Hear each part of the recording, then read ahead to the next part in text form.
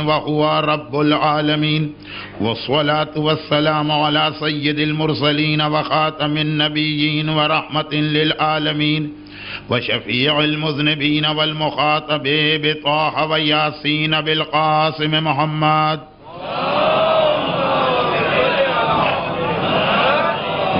وآله وعطرته الطيبين الطاهرين المعصومين لا سيما على بقية الله في الأرضين وحجته على العالمين الإمام المنتظر والحجة الثانية شرع عجل اللهم له الفرج ولعنة الله على أعدائهم أجمعين أما بعد فقد قال الله الحكيم في محكم كتابه الكريم بسم الله الرحمن الرحيم ربنا لا تؤاخذنا إن نسينا أو أخطأنا ربنا لا تحمل علينا إصرا كما حملته على الذين من قبلنا ربنا ولا تحملنا ما لا طاقة لنا به واعف عنا واغفر لنا وارحمنا أنت مولانا فانصرنا على القوم الكافرين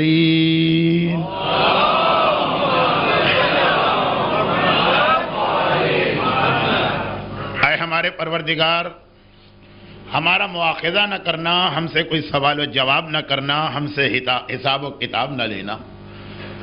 اگر ہم بھولے سے کوئی گناہ کر بیٹھے یا ہم سے خطا میں کوئی غلطی ہو گئی، اے پروردگار ہم پر وہ بوجھ نہ ڈال جو ہم سے پہلے کی 1,24,000 انبیاء کی امتوں پہ ڈالا گیا۔ اے خدا، اور ہم پر کوئی ایسا بوجھ نہ ڈال جو ہماری طاقت سے باہر ہو۔ اور یہ ساری رحمتیں نازل کرنے کے بعد بھی کہ بھول معاف، خطا معاف، آسان شریعت دے کر پرانے مشکل مسئلے معاف، اتنی آسانی کے بعد بھی پھر بھی اگر ہم سے کوئی گناہ ہو جائے، جب سہولتیں دی تو پھر گناہ کیوں؟ لیکن پھر بھی اگر کوئی گناہ ہو جائے تو واعف عنا واغفر لنا، ہمارے گناہ کو معاف بھی کرنا اور ہماری مغفرت بھی کرنا، ورحمنا اور اپنی رحمت نازل کرنا، انت مولانا، تو ہی ہمارا آقا، تو ہی ہمارا مالک، تو ہی ہمارا سردار ہے، اور قوم کافرین کے خلاف ہماری مدد فرما۔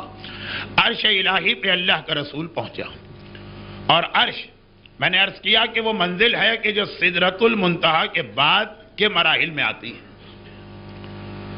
اللہ کے رسول اپنے اس سفر معراج کی اصل منزل پہ پہنچے ہیں۔ اصل منزل نہ مسجد اقصی یعنی بیت المعمور تھی، اصل منزل نہ جنت تھی، اصل منزل نہ پہلے 7 آسمان تھے، اصل منزل نہ سدرۃ المنتہا تھی، اصل منزل نہ سدرۃ المنتہا کے بعد بڑے ہوئے وہ حجاب یا پردے تھے جو اللہ اکبر کی آواز سے دور ہوئے۔ اصل منزل وہ عرش الہی تھی کہ جہاں پہنچ کر اللہ اور حبیب کے درمیان اتنا فاصلہ رہ گیا کہ خود قرآن نے کہا فَكَانَ قَابَ قَوْسَيْنِ او ادنا، 2 کمان نہیں، اس سے بھی کم۔ اب یہ 2 کمان خود ایک بہت بڑا مسئلہ، اس لیے کہ پروردگار جسم و جسمانیت سے مبرہ اور منزہ، اور یہ فاصلہ ہمیشہ اس چیز کا ناپا جاتا ہے کہ جب 2 جسم ہوں، فاصلہ ہمیشہ 2 جسموں کے درمیان کا ناپا جاتا ہے۔ لیکن یہ علم کلام کا وہ مسئلہ جسے آج اس لیے نہیں چھیڑنا چاہتا۔ اس سفر معراج کی ہر تقریر کے شروع میں نے ذرا سا کوئی مشکل مسئلہ، کبھی کوئی تفسیری، کبھی کوئی کلامی، کبھی کوئی تاریخی مسئلہ چھیڑا کہ بات کی تقریر اگر آسان ہے تو چند لمحوں کے لیے مومنین کو متوجہ کرایا جائے ان مشکل مسائل پر۔ لیکن چونکہ آج کی تقریر اس کا آغاز ہی پے در پے 11-12 فقہی مسائل سے ہے، بلکہ جو لوگ فقہ سے زیادہ دلچسپی نہیں رکھتے ہیں شاید آج کی مجلس ان کو ذرا سی اکتا دینے والی محسوس ہو، اور شاید ان کو پہلے سے اس کا اندازہ بھی ہے، اسی لیے وہ آئے بھی نہیں ابھی۔ ربنا لا تؤاخذنا ان نسینا، عرش الہی پر پہنچنے کے بعد اب یہ بھی بیان کر دیا جائے کہ اللہ کے رسول نے یہ بھی ارشاد فرمایا کہ اس سفر معراج کے درمیان ہر وہ اہم جگہ جہاں ایک طرح سے نئی دنیا میں انٹری ہو رہی تھی. وہاں پہ میں نے ایک کلمہ یا ایک جملہ لکھا ہوا پایا اور اس کے لیے 3 جگہ بتائیں اور تینوں جگہوں پہ ایک ہی جملہ. کہا جب میں پہلے آسمان میں جا رہا تھا، سفر معراج کے ابتدائی مراحل تو دنیا کے تھے، اگرچہ ظاہری اعتبار سے مسلمانوں کے لیے وہ بھی نئی جگہیں تھی، لیکن تھا تو یہی دنیا کا مسئلہ. آسمان اول یا پہلا آسمان وہ ہے جہاں سے اللہ کے رسول ایک نئی دنیا میں پہنچے. نمبر 2، بیری کا درخت جہاں پہ تمام ملائکہ حتیٰ جبرائیل کی بھی حد ہو گئی، وہاں سے آگے جبرائیل بھی نہیں بڑھتے ہیں. ایسی نئی دنیا جہاں کوئی نہیں گیا. اور نمبر 3، وہ آخری منزل جو اصل منزل مقصود یا فائنل ڈیسٹینیشن عرش الہی. اور تینوں جگہ پہ میں نے ایک جملہ یہ دیکھا، لا الہ الا اللہ محمد رسول اللہ علی ولی اللہ، اور ساتھ میں یہ کہ اے حبیب میں نے تمہارا مددگار اس علی کو بنایا جو ہر مشکل موقع پہ تمہاری مدد کرے گا. آسمان اول پہ بھی یہ جملہ، سدرۃ المنتہا جہاں وہ بیری کا درخت ہے اس کے ساتھ بھی یہ بورڈ لٹک رہا، اور عرش الہی پر پہنچنے کے بعد جہاں قاب قوسین اور ادنیٰ کی منزل. اور حدیث کے اندر جو ممبروں پہ اکثر پڑھی جاتی، چنانچہ میں صرف الفاظ پڑھ کے آگے بڑھ رہا ہوں. آج میری اس پریشانی کا بھی خیال رکھیے گا کہ یہ آخری مجلس ہے، اور مجلس بھی ایسی ہے کہ اس مجلس کے فوراً بعد میری روانگی. چنانچہ میں بہت زیادہ طویل مجلس نہیں پڑھ سکتا ہوں. جو لوگ عادی ہیں میری آخری مجلس کے، وہ آخری مجلس جس کے بعد اگلے دن فلائٹ ہوتی، وہ کہہ رہے تھے کہ مولانا ہم تیار ہو کے آئیں گے 2 گھنٹے کے لیے. ٹھیک، میں 2 گھنٹے پڑھ چکا ہوں اور اکثر آخری مجلس ہو ہی جاتی. آج مسئلہ آپ کا نہیں، آج مسئلہ میرا ہے، اس لیے جلدی جلدی بات مکمل کرنا، ورنہ یہ روایت بھی بہت تشریح طلب. کیا ہے علی، یہ سب معراج کے موقع پہ رسول نے نہیں فرمایا، یہ بات کے مراحل. جیسے جیسے مدینہ منورہ میں میرے مولا کی مخالفت شکل منافقین کی شکل میں بڑھتی چلی گئی، ویسے ویسے یہ حدیث پیغمبر ارشاد فرماتے گئے. ایک مرتبہ سارے فضائل نہیں بتا دیے، نہ لوگ بھول جائیں گے. ہر 2 مہینے بعد، ہر 3 مہینے بعد، ہر 1 مہینے کے بعد. بلکہ لگ بھی ایسا رہا تھا کہ ادھر منافقین کوئی شوشہ چھوڑتے تھے، ادھر اللہ کا رسول فضیلت علی کی کوئی حدیث نقل کرتا تو اس میں اللہ کے رسول نے ارشاد فرمایا کہ اے علی، اللہ نے 5 جگہ تمہیں میرے ساتھ رکھا. اگرچہ یہ ساری حدیث معراج کے بارے میں نہیں، لیکن اس میں 2 جگہ معراج کا تذکرہ. کیا اے علی، جس وقت میں پہلے آسمان میں داخل ہوا تو میں نے دیکھا کہ تم بھی گویا میرے ساتھ ساتھ چل رہے ہو. مولا اسی دنیا میں تھے کیونکہ دنیا حجت خدا سے ایک لمحے کے لیے خالی نہیں ہوتی، لیکن تم بھی میرے ساتھ ساتھ چل رہے. پروردگارا، میں تو علی کو مکے میں چھوڑ کے آیا ہوں. کہا کہ نئی دنیا، نیا علاقہ، نیا ماحول. اگرچہ اللہ کا رسول اس کائنات کی عظیم ترین شخصیت، اور اگرچہ قلب محمد وہ ہے جس نے 23 سال میں اس قرآن کو اپنے سینے پہ برداشت کیا، اور آیت نے کہا قرآن خود ایک ایسی چیز ہے کہ پہاڑ پہ نازل ہو تو پہاڑ کے ٹکڑے ٹکڑے. لیکن نئی جگہ ایک مرتبہ میں نے علی کی شبیہ کو تمہارے ساتھ بھیجا. یہ عجیب بات ہے کہ سفر معراج میں شبیہ کا تذکرہ بہت. دنیا کو جتنا شبیہ سے ضد ہوئی ہے، پروردگار اتنا ہی عظمت شبیہ کو بیان کرتا چلا جا رہا. اب اللہ کا رسول کہتا پہلا آسمان، سدرۃ المنتہا پہ تو جبرائیل بھی ساتھ چھوڑ گئے، اور ابھی وہ 7 پردے، میں عرش پر پہنچا. اچھا، یہ خود اپنی جگہ ایک مسئلہ، کائنات کی وہ جگہ جہاں آج تک کوئی انسان نہیں گیا، پہلی بار اللہ کے رسول گئے. انسان یعنی پیغمبر تو اتنی عظیم شخصیت کیا کہا جائے، لیکن ذرا سا ایک پریشانی، ایک خوف، ایک ہول تو ہوتا. میں نے دیکھا کہ عرش الہی، اس کے اوپر ایک طرف تو وہ عبارت لکھی ہے جو آپ نے سنی، اور دوسری طرف یا علی تم کو وہاں اپنے سے پہلے موجود پایا. پروردگارہ کی علی یہاں آ گئے. نہیں، تمہاری تسلی اور تسکین کے لیے شفیع علی کو یہاں بھیجا گیا، کیونکہ ہمیں معلوم ہے کہ اس کائنات میں تمہارے دل کو سکون پہنچانے والی سب سے بڑی چیز علی، اسی لیے علی کی شفیع کو یہاں پہنچایا گیا۔ اے علی، آسمان اول پہ تم میرے ساتھ نظر آئے، اے علی عرش الہی پہ جہاں کعبہ قوسین اور ادنا کا فاصلہ تھا وہاں پہ تم میرے ساتھ نظر آئے۔ اور اس کے بعد تیسری چیز بھی معراجی سے متعلق، میں نے کہا تھا 2 نہیں 3 چیزیں۔ اور اے علی، بس یہ ہے آج کی مجلس، یعنی یہاں سے مجلس آگے بڑھ رہی۔ اے علی، جب میں نے عرش الہی پر پہنچ کر اپنی مناجات شروع کی تو پروردگار نے جو جو مجھے عطا کیا وہ سب میرے ساتھ تمہیں بھی عطا کیا، سوائے لا نبی آبادی، سوائے اس کے کہ اب نبوت چونکہ مجھ پہ ختم ہو رہی، جو جو عرش الہی پہ میں نے مانگا وہ سب اللہ نے تمہیں بھی عطا کیا، تم میرے شریک ہو گئے معراج کی ساری نعمتوں، ساری برکتوں اور ساری رحمتوں میں۔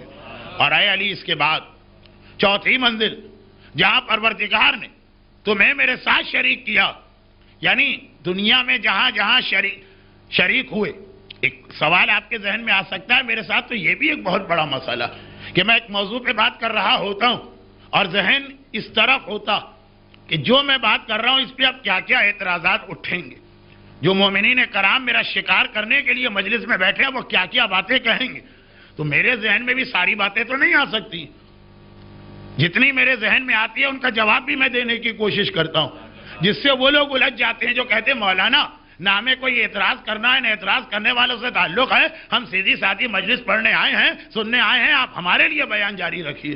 نہیں، ان کا خیال کرنا ہوتا، اگرچہ اتنا خیال کرنے کے بعد بھی کہ وہ کیا کیا باتیں کہہ سکتے ہیں ان ایڈوانس میں اس کا جواب دیتا ہوں، پھر بھی بہت سی باتیں رہ جاتی، اس لیے کہ پتہ نہیں کیوں اللہ نے میرا ذہن تنقید والا بنایا ہی نہیں۔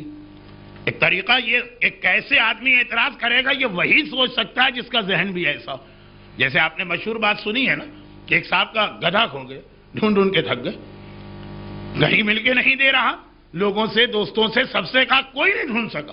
ایک صاحب نے کہا میں ڈھونڈ کے لاتا ہوں، وہ لے کے بھی آ گئے۔ ارے تم کیسے لیا؟ کہا میں نے سوچا اگر میں گدھا ہوتا تو میں کھو کے کہاں جاتا، تو میں وہاں پہنچا تو واقعاً آپ کا گدھا وہاں کھڑا تھا۔ تو کبھی ایسا ہوتا ہے کہ آدمی کو واقعاً یہ ویسا بننا پڑتا ہے، نہیں میں نہیں بن پاتا ہوں، نہ میری عادت نہ میرا مزاج، تو پھر بھی کچھ باتیں رہ جاتی ہیں لیکن جو ذہن میں آ رہی۔ سوال یہ ہوگا، واہ مولانا آپ نے تو مولا کے فضائل کو صرف 5 چیزوں میں محدود کر دیا۔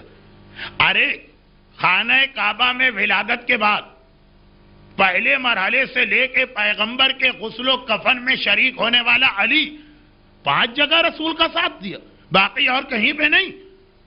یہ آپ فضائل علی نہیں بتا رہے، یہ آپ تقصیر کا مظاہرہ کر کے مقصر بن کے تنقید سے شان علی کر رہے ہیں۔ ایک سوال آ سکتا تو سفر معراج کیا؟ سفر معراج کیا؟ ان سین دنیا کو دیکھنا، جہاں عام انسانوں کی نگاہیں نہیں جا رہی۔ سفر معراج میں 2 باتیں یاد رکھیے گا، سفر معراج میں ماضی بھی ہے جو گزر چکا، اور سفر معراج میں مستقبل بھی ہے جو آنے والا۔ سفر معراج میں زمانہ حال ہے ہی نہیں، جو اس وقت کا دور تھا اس کی کوئی چیز آپ نے سفر معراج میں اب تک نہیں سنی کہ جب اللہ کے رسول آسمانوں پہ جا رہے تو کہا گیا اس وقت دنیا میں یہ ہو رہا ہے، نہیں، یا پہلے کے مناظر دکھائے گئے اور یا پھر بعد کے مناظر دکھائے گئے قیامت تک کے۔ تو اب دنیا میں علی کے جو فضائل لوگوں کی آنکھوں کے سامنے آئے وہ تو لوگ دیکھ رہے ہیں، پھر بھی نہ دیکھیں تو وہ تو آنکھوں کے اندھے کے ساتھ عقل کے بھی اندھے، ان سے بات کرنا بیکار ہے۔ اس حدیث کے اندر پیغمبر وہ 5 باتیں بتا رہے ہیں جو دنیا کی آنکھوں سے پوشیدہ تھی، وہاں نہیں دیکھا لوگوں نے، پیغمبر نے بتایا، کہا آسمان اول پہ تو میں اپنے ساتھ دیکھا۔ اب آسمان اول پہ تو مدینے اور مکے کے اصحاب میں کوئی نہ تھا، عرش الہی پر تمہیں ساتھ دیکھا، وہاں تو جبرائیل بھی نہ تھا۔ جب میری دعا قبول ہوئی، عرش الہی کی دعا، تو اس تمام چیزوں میں تم میرے شریک بنے، وہاں تو کوئی نہ تھا۔ بدر کہنے کی ضرورت نہیں ہے کہ تم بدر میں میرے ساتھ تھے، سب دیکھ رہے ہیں، احد میں میرے ساتھ تھے، سب دیکھ رہے ہیں، دوشی رسول میں میرے ساتھ تھے، سب دیکھ رہے ہیں، غدیر میں میرے ہاتھوں میں تھے، سب دیکھ رہے ہیں۔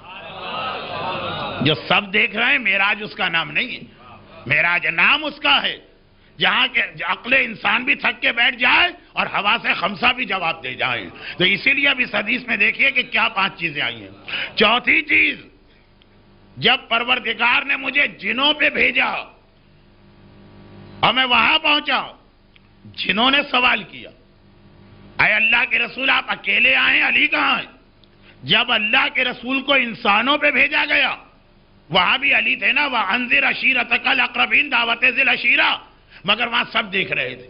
اب جنوں میں گئے، مدینے والوں نے جنوں کو اور مکے والوں نے جنوں کو نہیں دیکھا، یا اگر جن کو کبھی ایک آدھ دفعہ دیکھا ہے، پیغمبر کی تبلیغ جنوں میں کس طرح ہوئی یہ نہیں دیکھا. انسان جن کو نہیں دیکھتا، لیکن جن انسانوں کو دیکھتے ہیں تو ان کو یہ یاد ہے کہ دعوت ذی العشیرہ میں رسول اکیلے نہیں تھے. جب انسانوں میں پیغام دیا، علی کو لے کے آئے، اس لیے وہی سوال کر رہے ہیں کہ آپ ہمارے پاس تبلیغ کرنے آئے ہیں تو آپ کا بھائی علی کہاں ہے؟ انسان جنوں کو نہیں دیکھتا، انسان یہ سوال نہیں کرے گا. جن انسانوں کو دیکھتے ہیں وہ یہ سوال کریں گے.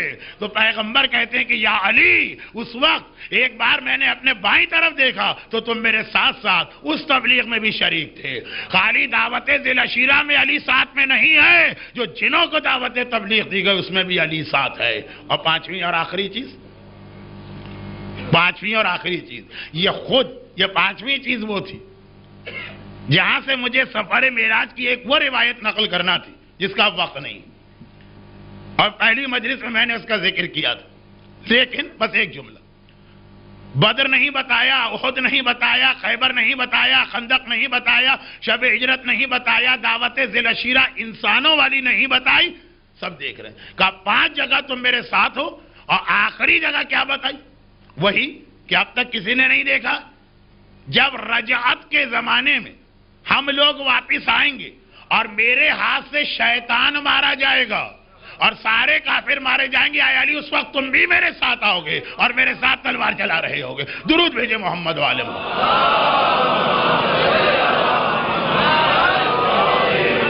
اب پیغمبر نے معراج میں کیا دیکھا یہ دنیا والے نہیں دیکھ پائیں گے، اس کا ذکر کیا. اور رجعت میں کس طرح سے آئیں گے اس وقت والے دیکھیں گے. لیکن جب پیغمبر مدینے اور مکے میں فضائل علی بتا رہے ہیں، اس وقت تو رجعت کسی نے نہیں دیکھی تھی. تو سفر معراج کی یہ خصوصیت کہ اس میں ماضی کے بھی واقعات بتائے گئے اور مستقبل کے بھی واقعات بتائے گئے، اس حدیث کی بھی خصوصیت بنی جس میں رسول نے کہا یا علی 5 جگہ تم میرے ساتھ شریک. ماضی کے بھی واقعات بتائے اور مستقبل یعنی ظہور امام، رجعت ظہور امام، اور اس کے حالات بھی بتائے. البتہ اس وقت کے حوالے سے علی کا ذکر اس حدیث میں اس لیے نہیں ہے کہ ہر آدمی اپنی آنکھوں سے دیکھ رہا ہے. آیاں اور آچے بیاں جو بالکل کھلی ہوئی چیز ہے اس کو بیان کرنے کی ضرورت ہی نہیں ہے. اب اللہ کا رسول اس حدیث کی تیسری چیز، درمیان والی چیز، اس کا تذکرہ کر رہا. اور یہاں پر ایک بات اور یاد دلا دی جائے کہ وہ جو برزخ میں پیغمبر نے مناظر دیکھے، اس میں کچھ مناظر ایسے تھے، کچھ میں نے تو برزخ کے مناظر پڑھے ہی نہیں، کچھ مناظر ایسے تھے جس کا تعلق حضرت عیسیٰ یا حضرت موسیٰ یا حضرت ابراہیم یا حضرت نوح ان کی امت سے تھا. کچھ ان کے گناہگاروں کو بھی مبتلا عذاب دیکھا.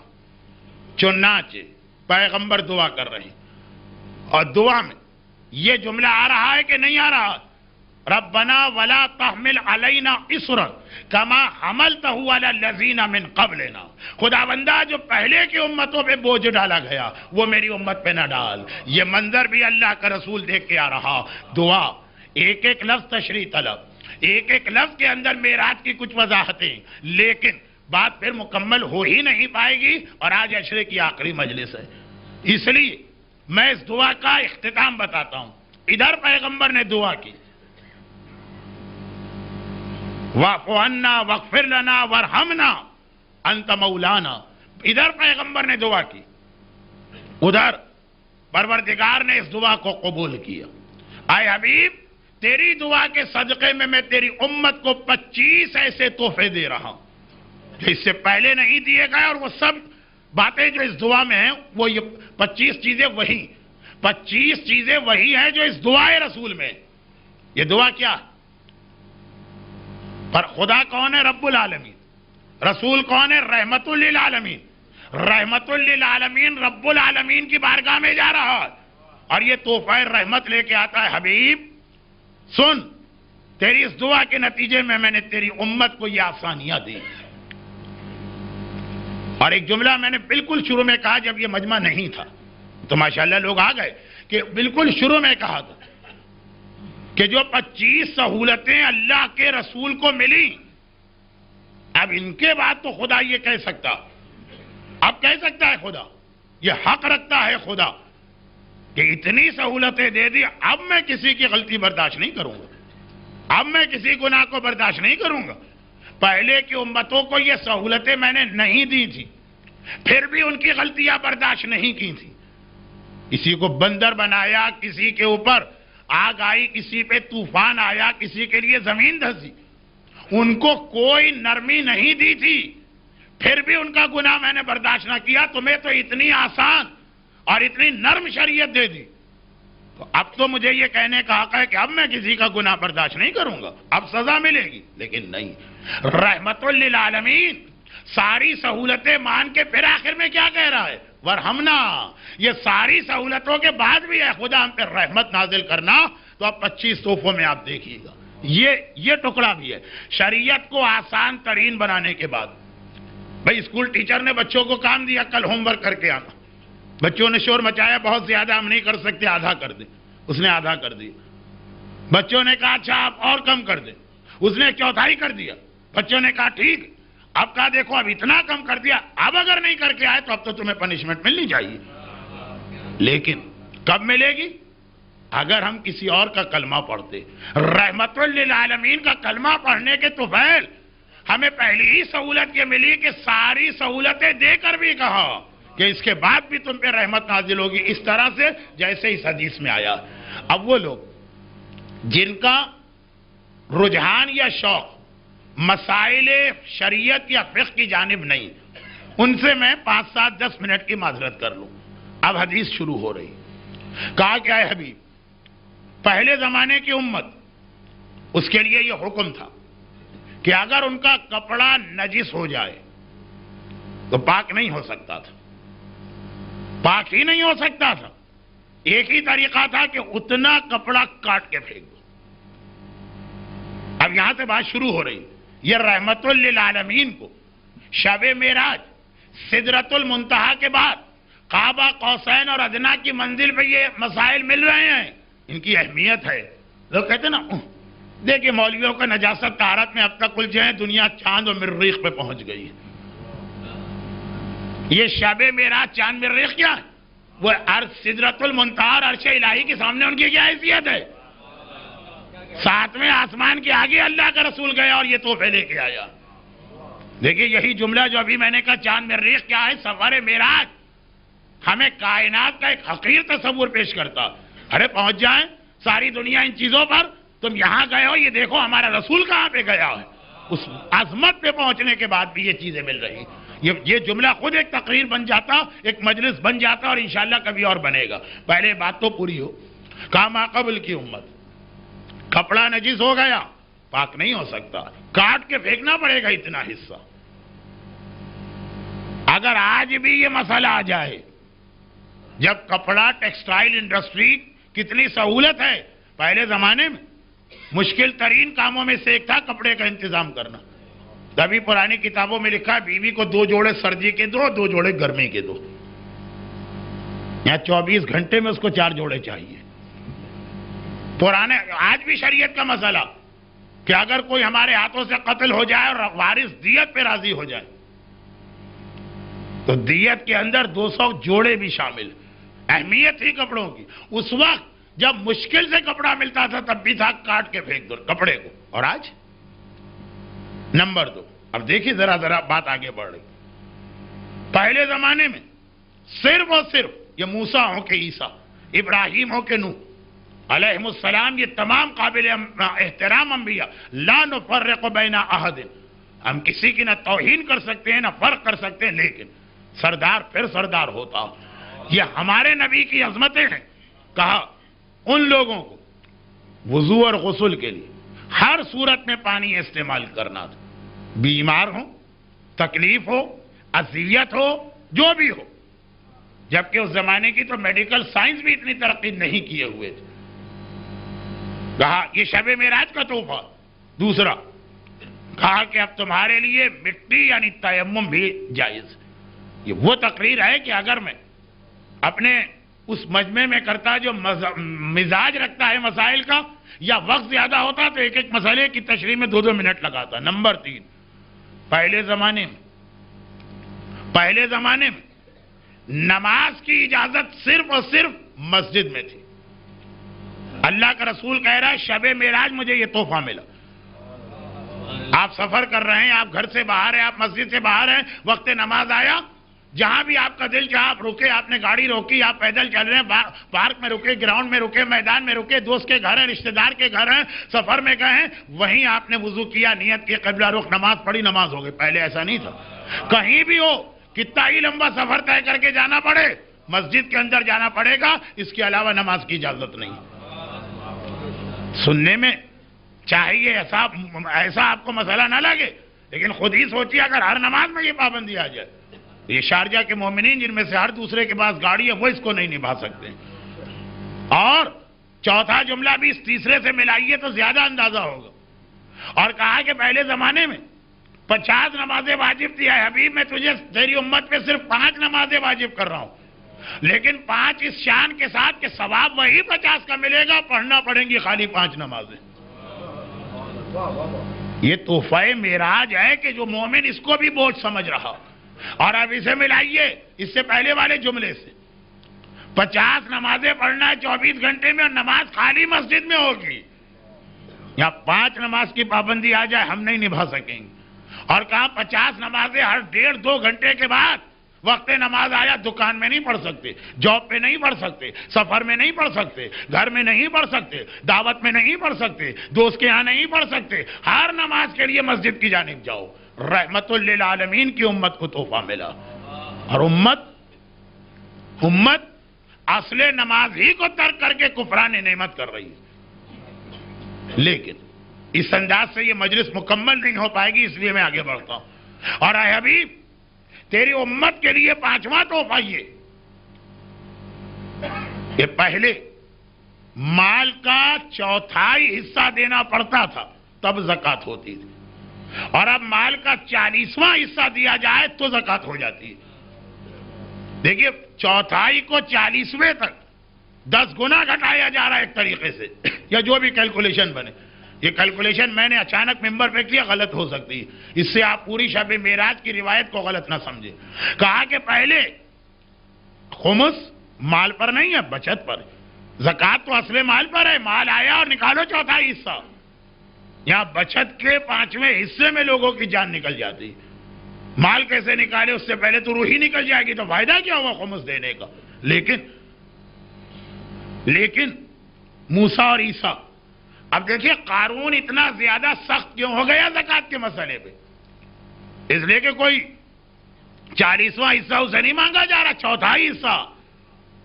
اور ہم نہ صرف یہ کہ قارون کی برائی کرتے ہیں، اس کو کنڈیم کرتے ہیں، اسے موسیٰ کے زمانے کے بدترین انسانوں میں سمجھتے ہیں، لیکن ہم میں سے بہت سے عمل اسی میں کرتے ہیں۔ برا بھی وہ ہے، اس نے عمل بھی غلط کیا، اس نے اپنے مال کے اوپر اتنا تکبر بھی کیا، لیکن عمل وہی کرو۔ نام اہل بیت کا لیتے ہیں۔ شہزادی سے پوچھا گیا، شہزادی یہ کون ہیں؟ کتنے سونے پہ زکوٰۃ واجب ہوتی ہے؟ جو کتنے مال پہ زکوٰۃ واجب ہوتی ہے؟ کہا تو یہ اپنے لیے پوچھ رہی ہے کہ ہمارے لیے پوچھ رہی ہے؟ چکرا گئی۔ کہا شہزادی شریعت تو ایک شریعت ہے آپ کے لیے اور ہمارے لیے الگ کوئی تھوڑی ہے۔ کہا الگ ہے۔ تمہارے لیے مسئلہ یہ ہے کہ 20 دینار سونا ہو تو 40واں حصہ زکوٰۃ، 200 درہم سونا ہو تو 40واں حصہ زکوٰۃ۔ اچھا درہم تو چاندی ہوتا، 20 دینار سونا ہو یا 200 درہم چاندی ہو تو زکوٰۃ ہے۔ اور ہمارا مسئلہ یہ ہے کہ گھر میں 20 دینار سونا رہا کیسے؟ یہاں تو جو صبح آتا ہے شام کو ختم ہو جاتا ہے، راہ خدا میں خرچ کر دیا جاتا ہے۔ ہمارا مسئلہ یہ کہ ایسی چیز گھر میں بچی کیسے کہ زکوٰۃ واجب ہو جائے۔ یہ ہے اہل بیت کا مزاج، وہ ہے قارون کا مزاج۔ فضائل اہل بیت کے پڑھے جاتے ہیں، عمل قارون پہ کیا جاتا ہے، مذمت قارون کی جاتی ہے، طریقہ اہل بیت کا چھوڑا جاتا ہے۔ لیکن یہ میں کہاں جا رہا ہوں؟ میں تو شب معراج سے کہیں بھٹک گیا راستے میں۔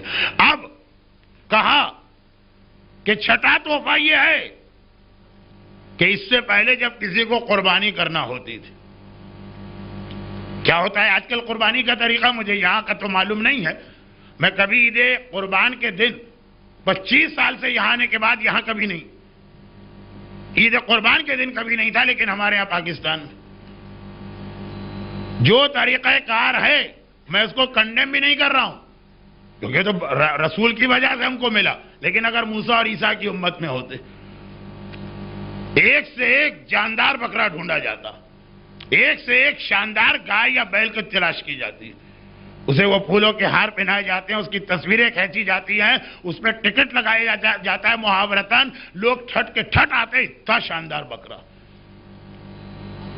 موسیٰ اور عیسیٰ کے زمانے میں جسے قربانی کرنا ہے، قربانی کو اپنے کندھوں پہ اٹھا کے قربان گاہ تک جائے۔ اول تو ہر جگہ قربانی کر نہیں سکتے، قربان گاہ جانا پڑے گا، اور وہ بھی اس طرح نہیں کہ بکرے کو ٹہلاتے ہوئے لے گئے، اپنے کندھوں پہ بکرے کو اٹھا کے لے جاؤ۔ اتنے ڈائٹنگ والے بکرے ہی ہم ڈھونڈتے جو ڈائٹنگ کے اوپر ہیں، کہنے کو بکرا ہو اور دیکھنے کے اندر مرغی نظر آئے۔ کہا پہلے زمانے میں، ہر نبی کے زمانے میں قربانی کندھے پہ اٹھاؤ اور لے کر جاؤ۔ یہ بائبل، یہ ساری چیزیں تقریباً بائبل میں بھی آج بھی اتنی تحریف کے بعد رحمت للعالمین کے تو فیل الٹا ہو گیا مسئلہ، الٹا ہو گیا مسئلہ۔ اچھا بقرعید میں کبھی ہمارے ہاں منظر الٹا ہوتا کہ قصائی نے بکرے کی گردن پہ چھری رکھی، بکرا قصائی سے زیادہ طاقتور تھا، وہ قصائی پہ چڑھ دوڑا، ایک عجیب منظر بنتا۔ یہاں پہ شب معراج ہمارے لیے یہ مسئلہ الٹا ہو گیا۔ کہا کہ پہلے زمانے کی ہر نبی کی امت کو اپنا جانور، قربانی کا جانور کندھے پہ لے کے جانا، نہ صرف یہ کہ یہاں معافی ہو گئی بلکہ پولیس صراط پر یہ جانور تمہیں اٹھا کے جنت میں لے جائے گا۔ وہاں جانور کو خود اٹھانا ہے یا ہمیں یہ جانور اٹھا کے لے جائے گا؟ اور پھر قربانی کے کچھ فوائد بھی اس حدیث میں آئے، لیکن میں نے کہا نا یہ فقہی انداز کی حدیث ہے، اس کو چھوڑ دیجئے، اس کی تفصیلات کو چھوڑیے، حدیث تو سنیے، سننا پڑے گی آپ کو، اس لیے کہ یہ شب معراج اللہ کے رسول کو خاص تحفہ ملا۔ بات آگے بڑھی، کہا کہ پہلے زمانے سے میری مراد عام زمانہ نہیں ہے، انبیاء کی امتیں۔ میں نام بار بار اس لیے نہیں لے رہا ہوں کہ مجھے کبھی کبھار یہ ایسا لگ رہا ہے کہ شاید کسی نبی کی توہین کا پہلو نہ آ جائے، لیکن مراد یہی انبیاء ہیں، ابراہیم ہو کہ نوح ہو کہ موسیٰ ہو کہ عیسیٰ ہو کہ ہارون ہو کہ سلیمان ہو کہ داؤد ہو۔ فرماتے ہیں پہلے زمانے میں یہ اجازت ہی نہ تھی کہ کسی شک والی چیز کو استعمال کرو۔ شک ہو رہا ہے کہ یہ کھانا پاک ہے کہ نجس، مسلمان نے دیا، آج اجازت ہے کھا لو۔ پتہ نہیں یہ پانی پاک ہے کہ نجس، استعمال کرو۔ پتہ نہیں یہ کپڑا پاک رہا کہ نجس، ہم نے لانڈری سے دھلوایا، وہاں سب کے کپڑے آتے ہیں، ہمارا کپڑا پاک رہا، نجس پاک۔ پتہ نہیں بس کی سیٹ پر ہم سے پہلے کوئی نجس آدمی بیٹھ کر، گرمی ہے پسینہ نکلا ہوگا، نجس تو نہیں کر دیا، شک ہو رہا، پاک۔ ہر مشکوک چیز کو پاک سمجھا گیا، مگر کب شب معراج یہ تحفہ ملا؟ کہا کہ پہلے زمانے کی امت کے لیے مسئلہ یہ تھا کہ جس چیز کے بارے میں شک ہے وہ حرام ہے، اسے چھوڑ دو۔ تمہاری امت کے لیے یہ جس چیز کے بارے میں شک ہے وہ حلال اور پاک ہے، اسے استعمال کر دو۔ کتنی آسانی ہے۔ البتہ وہ لوگ جو کہتے ہیں ہمیں سے کوئی تعلق ہی نہیں، آپ تو شک والی چیز کہتے ہیں، ہم تو حرام یقینی بھی ہے تب بھی کھا لیتے ہیں، ان کے لیے تو حدیث کا یہ ٹکڑا بیکار ہے، ان کے لیے اگلا ٹکڑا شاید کام کا ہو، تو وہ شروع ہی ہونے والا۔ یہ 25 تحفے اللہ کا رسول شب معراج، مشکوک چیز تیری امت کے لیے پاک کی گئی۔ بھول، ما قبل کی امت میں بھول معاف نہیں تھی، یہ تو دعا تھی نا، لا تؤاخذ ان نسینا، یہ اب وہ شروع ہو گئے وہ جملے۔ بھول کے عالم میں اگر کوئی کام کر لیا تو معاف۔ یہ شب معراج کا تحفہ ہے، پہلے معاف نہیں تھا۔ مثلا روزہ آپ کا ہے، بھولے سے آپ نے کچھ کھا لیا، موسیٰ کے امتی ہوتے یہ روزہ بھی پورا کرنا ہے، بعد میں اس کے قضا بھی کرنا۔ حالت نماز میں بھولے سے آپ بول اٹھے، یہ نماز بھی پوری کرنا ہے، دوسری نماز بھی پڑھنا، اور جتنے بھی بھول کے مسئلے بھول کے عالم میں آپ نے قرآن غلط پڑھ دیا، بھول کے عالم میں دعائے کمیل کے الفاظ کچھ تھے کچھ نکل گئے.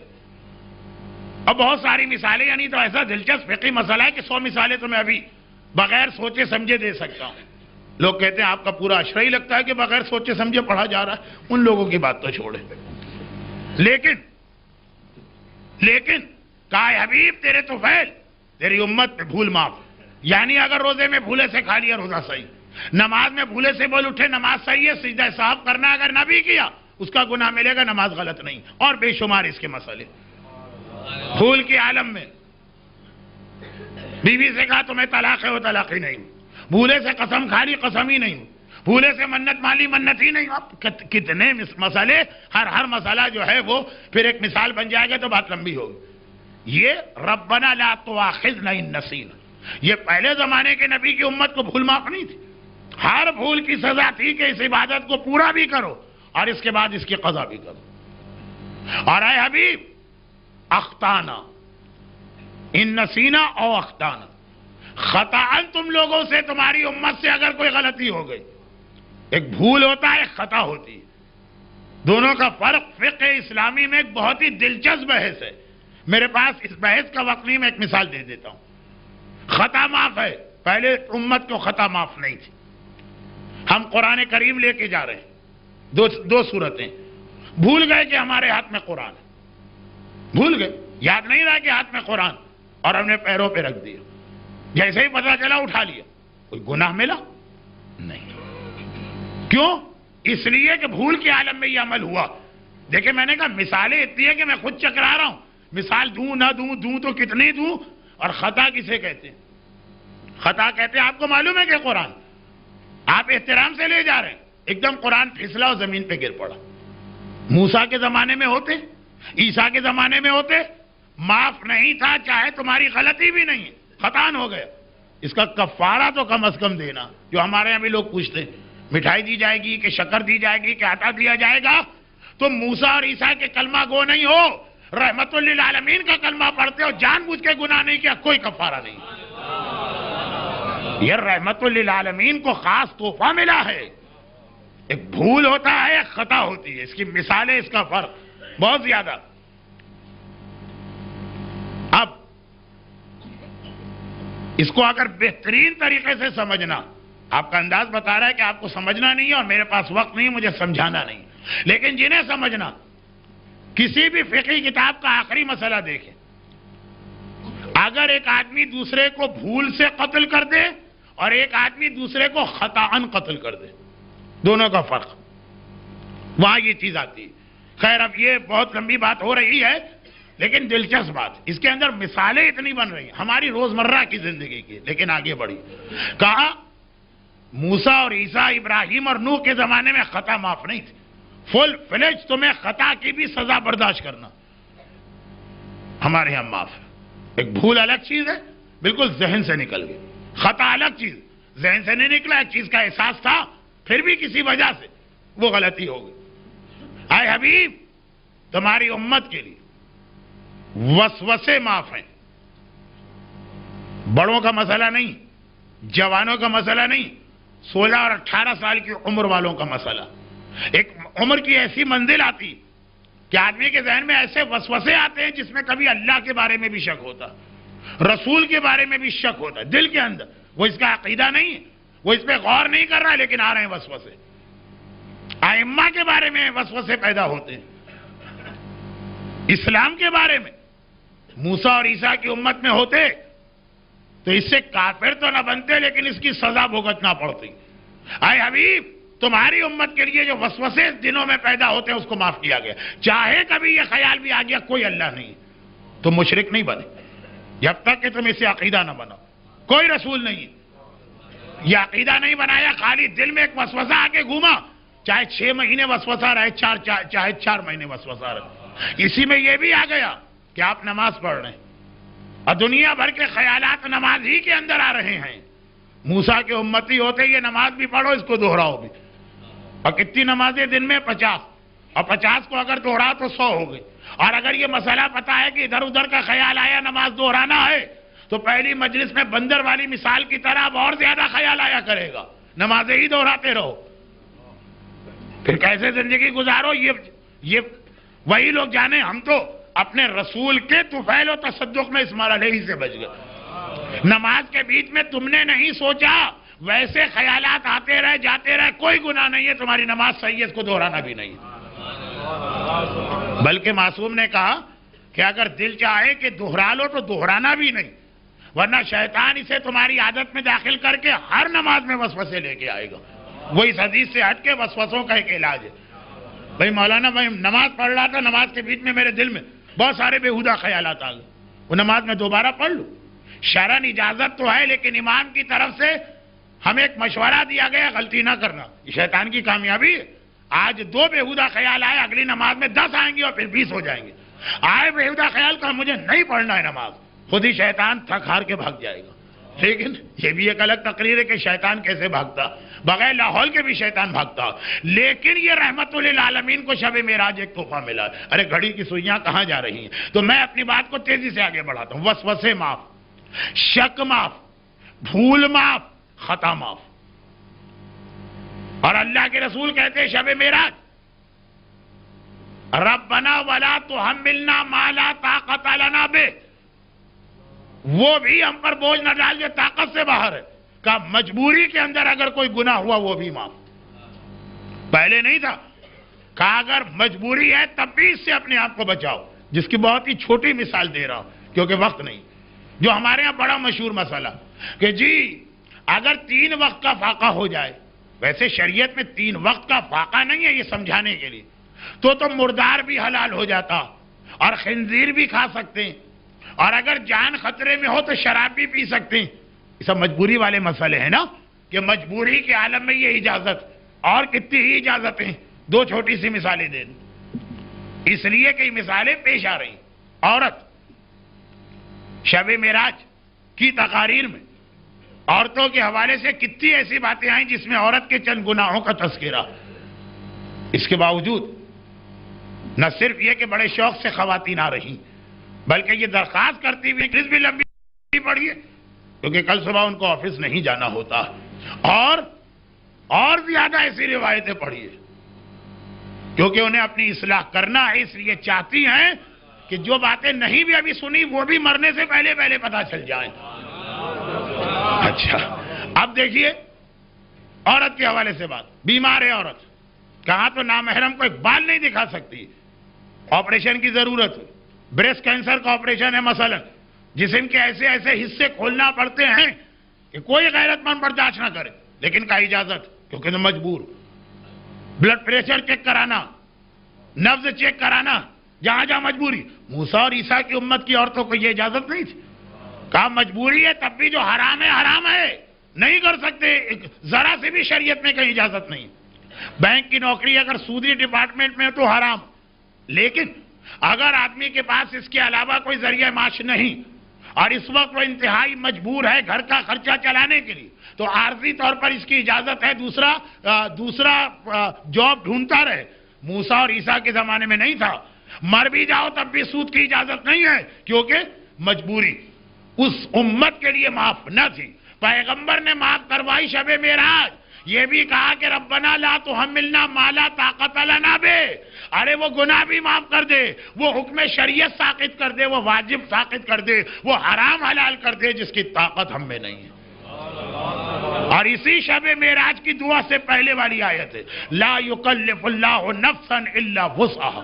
اسے خاص طور پہ پروردگار نے بتایا یہ کہنے کے لیے کہ اے امت رسول عظمت رسالت کو پہچانو، احسان مانو اس پروردگار کا جس نے تمہیں اس رسول کی امت میں پیدا کیا. بات آگے بڑھی. شک، بھول، خطا، مجبوری کا مقصد کیا ہے؟ ناممکن کام نہیں ہے، ہمارے لیے ممکن ہے لیکن بہت مشکل ہو رہی ہے. اس میں حجاب کا مسئلہ بھی آ گیا، سود کا مسئلہ بھی آ گیا، خنزیر کھانے کا مسئلہ بھی آ گیا، شراب پینے کا مسئلہ بھی آ گیا، مثالیں اور بہت سی آئیں. اور جتنے عرصے ایک آدمی، اب یہ جو ہے نا جو جملہ میں کہہ رہا ہوں یہ فقہ میں اتنی تفصیل والا کہ اس میں مجھے معاف کیجئے گا کہ میری بات نامکمل بھی ہوگی، مبہم بھی ہوگی، پھر بھی نظر انداز کیجئے گا. اور جس عرصے میں عقل نہ ہوگی اس زمانے کے گناہ بھی معاف ہے. یہ کیا چیز ہے؟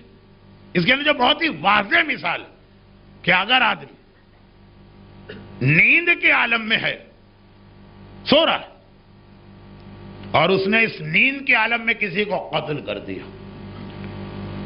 موسیٰ اور عیسیٰ کے زمانے میں ہوتا تمہیں قتل کیا جائے گا بدلے میں. ارے ہم سو رہے تھے، ہمیں کیا پتا؟ کہا نہیں، چاہے اس کی وجہ سے تمہیں آخرت کا عذاب نہ ملے لیکن دنیا کی سزا آئے گی. امت رسول میں داخل ہوئے عقل. یہ پیغمبر کو ایک خاص تحفہ ملا کہ جتنے عرصے عقل نہیں، اس کے اندر غشی بھی آتی ہے، بے ہوشی بھی آتی ہے، نیند بھی آتی ہے، نابالغ ہونے کا زمانہ بھی آتا. نیند میں اگر آدمی قتل کر دے، نیند میں کیسے قتل ہوتا؟ کچھ لوگوں کو نیند میں چلنے کی عادت ہوتی، اور کچھ لوگ ہماری طرح سے ڈائٹنگ نہیں کرتے، سوتے سوتے بستر سے نیچے گرے، نیچے بیچارہ کوئی بچہ سو رہا تھا. بلکہ آج سے 10 سال پہلے جو میرا وزن تھا اس میں تو کوئی بڑا بھی سو رہا، اب تو چلا گیا.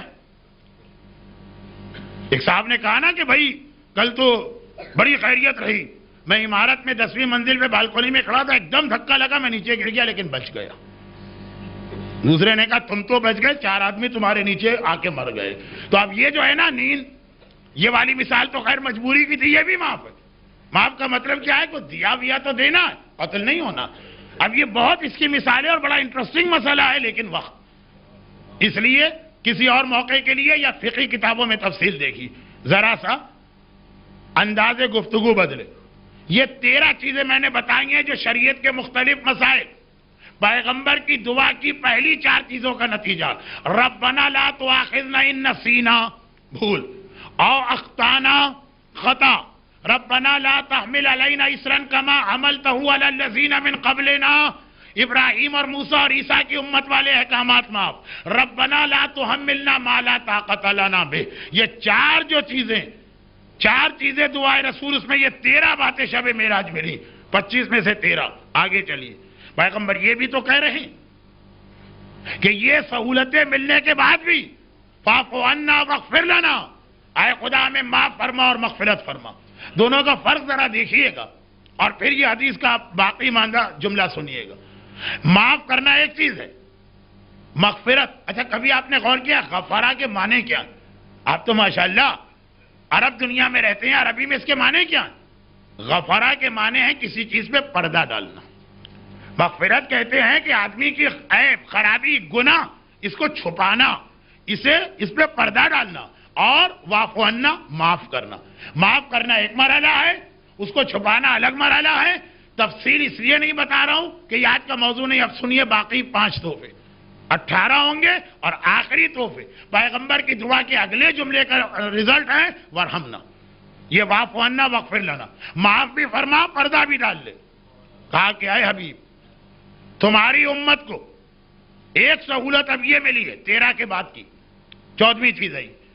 ایک سہولت یہ ملی ہے کہ پہلے اگر کوئی بھی گناہگار گناہ کرتا تھا، یہ 2 چیزیں 14 اور 15، گناہ آدمی کہاں کرے گا؟ یا گھر میں کرے گا یا باہر کرے گا. اگر آدمی گھر میں گناہ کرتا تھا تو اس کے گھر کے دروازے پر جہاں آدمی اپنے نیم پلیٹ لگاتا ہے، نام لکھتا ہے آج کل، وہاں یہ لکھا ہوا آ جاتا تھا کہ اس نے کیا گناہ کیا. ادھر آپ گھر میں گناہ کر رہے ہیں، باہر لکھا ہوا آ گیا کہ اس گھر میں یہ آدمی یہ گناہ کر رہا ہے. ایک ہوتا ہے گناہ، ایک ہوتی ہے توبہ، ایک ہوتی ہے معافی، ایک ہوتی ہے رسوائی. ہمیں پتہ بھی نہیں، وہاں لکھا ہوا ہے سارا محلہ جو گزر رہا پڑھ رہا. اے حبیب، اچھا یہ ہے 14ویں چیز. اور 15ویں، اور اگر آدمی اس ڈر سے گھر میں گناہ ہی نہیں کرنا، کسی جنگل میں جا کے کرنا، کسی صحرا میں جا کے کرنا. پہلے زمانے میں موسیٰ اور عیسیٰ کے حالات میں کئی جگہ آتا گناہگار صحرا میں تھا، جنگل میں تھا. گھر میں کیوں نہیں تھا؟ اس لیے نہیں تھا کہ وہاں گھر کے دروازے پہ آ جاتا کہ یہ فلاں گناہ کر رہا. اور لوگ بھی ایک دوسرے کے دروازوں کو ہر وقت چیک کرتے رہتے تھے. چٹپٹی بات ہوتی ہے نا، آج کیا لکھا ہوا آ رہا ہے، وہاں کیا لکھا ہوا آ رہا ہے. خود گناہ کرنا ہے کہ پھر ہم جنگل میں جا کے چھپ کے کریں گے. مگر یہ بھی نہیں ہے، اگر گھر میں گناہ کرتا تھا پہلے زمانے کا آدمی، گھر کے دروازے پہ لکھا آتا تھا. کمپیوٹر، مانیٹر اور اس قسم کی کئی چیزوں نے یہ ساری حدیثیں بہت آسان کر دی ہیں سمجھانا. پہلے تو سمجھانا مشکل تھا، بہت آسان ہے، بچے بھی سمجھ جائیں گے بشرط یہ کہ اتنا وقت ہو. میں نے ایک اشارہ کر دیا. اور باہر اگر گناہ کیا تو پیشانی پہ لکھا آتا تھا کہ یہ کیا گناہ کر کے آ رہا. آئینے تو تھے نہیں پہلے زمانے میں اتنے. ہم گناہ کر کے مونچھوں کو تاؤ دیتے ہوئے آ رہے ہیں کہ جی ہم نے گھر میں گناہ ہی نہیں کیا. تو گھر کے دروازے پہ تو نہیں آئے گا. دیکھا کہ سب لوگ ہماری پیشانی کو دیکھ رہے ہیں. جیسے کسی کے پیچھے اگر کوئی ہاتھ میں لکھ دے یا کوئی ایسا نشان بنا دے تو سب دیکھتے ہیں نا. اب سامنے دیکھ رہے ہیں، کیا پتا اسے یہاں لکھا یہ زنا کر کے آیا، یا غنا سن کے آیا، یا غیبت کر کے آیا، یا حرام کھا کے آیا. اے حبیب، تم نے کہا فاغفر لنا، گناہ معاف الگ ہو، پردہ الگ ڈالا جائے. دیکھیں بعض اوقات گناہگاروں کو معافی ملی ہے، گناہ پہ پردہ نہیں پڑا ہے. معافی الگ، پردہ الگ.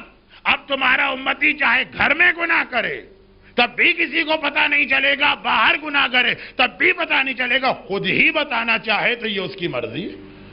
خدا رسوا نہیں کر رہا. خدا رسوا خود ہی کسی کو شوق ہے. بھائی کل بڑا مزہ آیا، ہم گئے تھے میک ڈونلڈ کا، ہم نے فلاں برگر کھا لیا. اب تم خود ہی کہہ رہے ہو تو تمہارا اب اللہ کیا کرے اس میں؟ نعوذ باللہ. یا تو اللہ بھی مجبور ہو گیا، اس نے تو بہت کوشش کی تمہارا گناہ چھپانے کی. خیر، اس کی ایک بہترین مثال، یہ تو ذرا ہلکی مثال تھی، اس کی ایک بہترین مثال. بھائی آپ گئے تھے پاکستان میں، آپ کی بیٹی کی شادی تھی. ہاں شادی تھی، اور یہ کیسٹ لے کے آئے ہیں. سارے گناہ باقاعدہ خود ہی ریکارڈ کر کے رکھ دیے اور ایک ایک کو دکھاتے پھر رہے ہیں. ایک ایک کو یہ کیسٹ، شادیوں کے کیسٹ، وہ تو گھروں گھروں میں تقسیم ہوتے ہیں. یہ کیا ہے؟ فرشتوں کو بھی ہم نے زحمت سے بچا لیا. اے کرامن کاتبین، تم کیا ہمارے گناہ لکھو گے؟ تم تو خالی لکھو گے نا. اور غالب جیسا کوئی بے تکا فلسفی شاعر پہنچ گیا تو یہی کہے گا کہ پکڑے جاتے ہیں فرشتوں کے لکھے پہ ناحق. آدمی کوئی ہمارا بھی دم تحریر تھا تو وہ تو وہاں بحث کرتا. تم نے فرشتوں کو بحث سے بھی بچا لیا، خود ہی اپنا کیسٹ بنا دیا. قیامت کے اندر ایک VCR لگا ہوگا یا VCD. یہاں تم نے کہا خدا بندہ یہ کرامن کاتبین نے کہاں سے لکھ دیا؟ ایک بٹن دبا اور اسکرین کے اوپر پروجیکٹر اور اسکرین پر خالی میری مجلس ہی نہیں دکھائی جاتی امام بارگاہ علی رضا کے باہر، میدان قیامت میں خود ہی جو ریکارڈ کر کے گئے ہیں. مگر یہ تقریر کا رخ ذرا سا بدلا. پھر واپس آئیے. شب معراج وہ اللہ کے رسول تھے، راتوں رات گئے، سیکنڈوں میں گئے، سیکنڈوں میں آ گئے. مجھے اگر تاخیر ہو گئی تو میرا جہاز تو پھر سے اڑ جائے گا. اور کل جہاں مجلس ہے وہ مومنین پریشان ہوں گے. اس لیے مختصر بات، آگے چلیے. 2 باتیں ہوں. تیسری بات، پروردگار اب تمہاری امت کو یہ ساری رحمتیں ملی، ساری آسانیاں ملی، پھر بھی گناہ کیا. رسوا ہونے سے بچایا، اسی کی تیسری شق ہے. پیشانی پہ گناہ نہیں لکھا، گھر کے دروازے پہ نہیں لکھا. اللہ ان گناہوں کی وجہ سے بھی جس پر پہلے زمانے کے نبیوں کی امت کو مسخ کا عذاب دیا گیا، کتنا ہی بڑا گناہگار تمہارا امتی کیوں نہ ہو، اس کو مسخ نہیں کرے گا. پہلے تو یہ منزل تھے نا، بندر بن گئے، خرگوش بن گئے، چھپکلی بن گئے، مچھلی بن گئے بغیر چھلکے والی. یہی گناہ اگر تمہارا امتی کرے، بالکل وہی گناہ، تب بھی اس پہ مسخ کا عذاب نہیں آئے گا. یہ عذاب بھی اور رسوائی دونوں سے بچایا گیا. اور تم نے کہا نا گناہ چھپ جائے، یہ گناہ چھپانے کا پیغمبر کی دعا کے نتیجے میں پروردگار نے ایسا احسان کیا. کہا کہ ہر مومن اور کلمہ گو کے کندھے پہ جو فرشتے بیٹھے، فرشتے ہر ایک کے کندھے پہ بیٹھتے ہیں، مومن کا فرشتہ ہر 24 گھنٹے کے بعد ڈیوٹی چینج ہوتی ہے. جو ایک بار فرشتہ بیٹھ کے گیا وہ دوبارہ کبھی نہیں آتا. فرشتوں کو بھی پتا نہ چلے کہ اس نے کتنے گناہ کیے ہیں، خالی ایک دن ان کے سامنے ہو، زندگی کے باقی دن ان کو بھی پتا نہ ہو. کرامن کاتبین اللہ ایک نہیں رکھتا، ہر 24 گھنٹے میں بدل دیتا. اور ایسا بدلتا ہے کہ وہ دوبارہ مرتے دم تک ہمارے پاس دوبارہ وہ نہیں بھیجا جاتا. اب آپ کہیں گے کہ شارٹیج تو نہیں ہے اللہ کے پاس لیبر فورس کی. وہ اسی لیے بیت المعمور کی حدیث میں نے پڑھا تھا کتنے فرشتے، وہ اسی لیے ساری چیزیں ایک دوسرے سے کنیکٹڈ ہیں. دیکھیں یہ رسوائی سے بچایا جا رہا. اور میں نے درمیان میں کہہ دیا جتنا پیغمبر کو فکر ہے میری امت رسوا نہ ہو، اور جتنا اللہ کی رحمت ہے کہ ہاں رسول کی دعا مانو اور امت کو رسوائی سے بچاؤ، اتنا ہی امت رسول کو ضد ہے کہ ہم تو ایسے ہی گناہ کریں گے جو کھلم کھلا ہوں گے اور قابل رسوائی ہوں گے۔ وہ فرشتوں کو بدل رہا، کسی فرشتے کو پتہ نہ چلے کہ ہم نے کیا کیا ہے، صرف ایک دن سامنے ہو، اور ہم دنیا کے سامنے اپنے گناہوں کا ڈھنڈورا پیٹتے ہیں، کیونکہ بعض گناہ تو قابل فخر بن گئے۔ عورت کا بے پردہ نکلنا، مرد کا داڑھی منڈوانا، ڈانس پارٹی مکس گیدرنگ میں شریک ہونا، حرام کھانوں والے ریسٹورانٹ میں جانا، بہت ساری چیزیں قابل فخر ہوتا ہے، ایک دوسرے کو اطلاع دی جاتی ہے۔ خیر، پھر وہی بات تھوڑی سی ریپیٹ ہو گئی۔ اللہ کا رسول فغفر لنا کہہ کے وہاں شب معراج ہمارا اتنا خیال کروا رہا، اور ہم اسی طرح سے پیغمبر کے تحفے کو ٹھکرا رہے ہیں۔ نہیں چاہیے ہمیں تحفہ، کرامن کاتبین بدلتے۔ 4 باتیں ہو گئی، پیشانی پہ لکھنا، دروازے پہ لکھنا، مسخ نہ ہونا، کرامن کاتبین بدلنا، اور اسی میں 5ویں چیز یہاں سے فرہمنا شروع ہو گیا۔ خالی معافی نہیں ملی، اب رحمت۔ اگرچہ یہ 5ویں چیز کا تعلق ہمارے معاشرے سے ابھی بہت کم، لیکن یورپ اور امریکہ میں اس کے آثار شروع ہو چکے ہیں، رحمت کے آثار۔ لیکن وہ مسئلے کی ضرورت، پہلے زمانے کے اندر نوح سے لے کر بلکہ حضرت آدم سے لے کے حضرت عیسیٰ تک، اگر کبھی کسی نبی کا امتی مرتد ہو جائے کسی وجہ سے، یعنی اسلام کے بعد کافر ہو جائے، کچھ عرصے کے بعد توبہ کر کے دوبارہ دین میں آ جائے، اللہ توبہ قبول کر لیتا ہے، وہ تو چیپٹر اس کے بعد شروع ہو رہا۔ لیکن ایک نقصان ہوتا، اور وہ یہ کہ جتنے بھی اس نے شروع کافر ہونے سے پہلے اسلام کے زمانے میں جتنے اس نے اعمال کیے تھے سب ختم، زیرو پہ پہنچ جاتا میٹر۔ اب دوبارہ توبہ کر کے مسلمان بنا، 40 سال کی عمر میں یہ واقعہ ہے، 15 سال بالغ ہونے سے لے کے آج تک نمازیں پڑھتا آ رہا ہے، سب گئی۔ اب نہ صرف یہ کہ آئندہ کی نماز پڑھے گا، وہ سب کی قضا کرے گا، سارے روزے گئے سب کی قضا کرنا، جو حج کر کے آیا وہ ختم ہو گیا، واجب حج دوبارہ کرنا، وَعَلَى هَذَا الْقِيَاسِ مثالیں بنائی۔ اے حبیب، مرتد بدترین گناہ مانا گیا اسلام میں، اتنا بڑا گناہگار بھی اگر توبہ کر کے واپس آتا ہے، جتنے گناہ اس نے ماضی میں کیے سب، جتنی نیکیاں کی ہیں سب برقرار رہتے ہیں، اس کے اعمال ختم نہیں ہوتے۔ کیونکہ میں نے کہا یہ ہمارے معاشرے کا مسئلہ فی الحال نہیں، ہمارے یہاں گناہگار ہیں لیکن ابھی لوگ مرتد نہیں بنتے، یورپ اور امریکہ میں شروع ہو چکا، پھر توبہ کر کے آ بھی جاتے ہیں واپس۔ کیسے طریقے سے مرتد بنتا؟ ارے اسلام کے فلاں مسئلے نان سینس، مجھے تو اللہ ہی کے بارے میں شک ہے، اللہ ہے بھی کہ نہیں، میں نہیں مانتا ایسے اللہ کو، بہت عام سی بات۔ پھر ہاں 2 دن بعد احساس ہوا یہ غلط کہہ گیا تھا، توبہ توبہ۔ اگر موسیٰ اور عیسیٰ کی امت میں ہوتا تو یہ 2 دن تو بڑی بات ہے، 2 منٹ کے بعد بھی واپس آتا اور پہلے کے سارے گناہ ختم ہو گئے۔ جیسے ہی ارتداد کیا، ڈیلیٹ کا بٹن دبا، سارے عمل گئے۔ وہ جو ڈیلیٹ ہو گیا واپس نہیں آ سکتا۔ کوئی کمپیوٹر کا ماہر نہ کہے کہ نہیں مولانا اس کے طریقے ہیں واپس لانے کے، وہ کمپیوٹر میں آ سکتا ہوگا، وہاں نہیں آ سکتا تھا۔ لیکن اللہ کے رسول، ہاں اب کمپیوٹر کی بات، اللہ کے رسول کا ماننے والا مرتد ہو، مرتے دم تک مرتد رہے، ڈیلیٹ، لیکن پھر واپس آ گیا، پھر توبہ کر لی، وہ ڈیلیٹ واپس آ گیا۔ یہاں کمپیوٹر کے ماہرین کا مشورہ چلے گا، بات کو آگے چلائیے، 10 بج چکے ہیں، بلکہ 10:02، اور ابھی پیغمبر کو عرش الہی سے زمین پہ آنا بھی ہے، اس کے بعد ہی میری مجلس مکمل ہوگی، اور اس کے بعد یہ ساری چیزیں پیغمبر نے کہیں، فرہمنا، رحمت بھی چاہیے، مغفرت تو ہو گئی، معافی تو مل گئی، رحمت بھی چاہیے، آسان شریعت بنائی۔ ہوم ورک جتنا موسیٰ کے امتی کو ملا، آدھے سے آدھا سے بھی کم ہو کے ہم کو ملا، پھر بھی کہا، پیغمبر نے کہا رحمت نازل کا رحمت کا پہلا ٹکڑا کل آیا تھا۔ 9 باتیں جو ہیں رحمت سے متعلق شب معراج ملی، 13 مسائل، 5 یہ تو مغفرت یعنی گناہ چھپانا، 18، اور اس کے بعد 7 باتیں رحمت سے متعلق۔ پہلی بات کل سنی، یہ رحمت، ایک نیکی کرو گے 10 گنا اجر ملے گا، ایک نیکی 10 گنا اجر۔ لیکن زیادہ سمجھ میں یہ رحمت آئے گی جب اگلا جملہ سنیں گے، اور ایک گناہ کرو گے تو کہنا تو یہی چاہیے نا، کہ بھائی نیکی پہ 10 گنا اجر لے جا رہے ہو تو گناہ کرو تو 10 گنا سزا بھی لے جاؤ. اور یہ بات عین مطابق عقل ہے جو 2 معصومین کی حدیث ہے. کیا ہے اولاد بنی ہاشم اور اولاد فاطمہ تمہارا رتبہ دوسروں سے الگ ہے.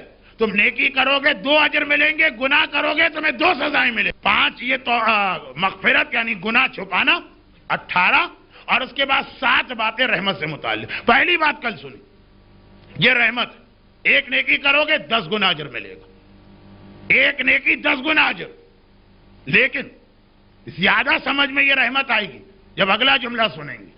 اور ایک گناہ کرو گے تو کہنا تو یہی چاہیے نا کہ بھائی نیکی پہ 10 گنا اجر لے جا رہے ہو تو گناہ کرو تو 10 گنا سزا بھی لے جاؤ. اور یہ بات عین مطابق عقل ہے جو 2 معصومین کی حدیث ہے. کیا ہے اولاد بنی ہاشم اور اولاد فاطمہ تمہارا رتبہ دوسروں سے الگ ہے. تم نیکی کرو گے 2 اجر ملیں گے, گناہ کرو گے تمہیں 2 سزائیں ملیں گی, کیونکہ مطابق عقل بات ہے.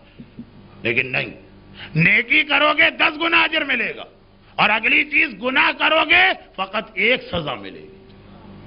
موسیٰ اور عیسیٰ کے زمانے میں ایسا نہیں تھا, وہاں الٹا تھا. ایک نیکی پر 1 اجر ملتا تھا اور ایک گناہ پہ 10 گنا سزا ملتی تھی. وہ قرآن میں بھی اس کے واقعات ہیں لیکن بات لمبی ہو رہی ہے.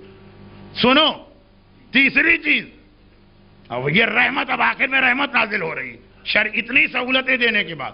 اگر کسی نے نیکی کا خیال کیا کہ بھائی آج صبح اٹھ کر 4:30 بجے نماز شب بھی پڑھ لیں گے, ابھی نہیں اٹھا, نہیں کی وہ نیکی.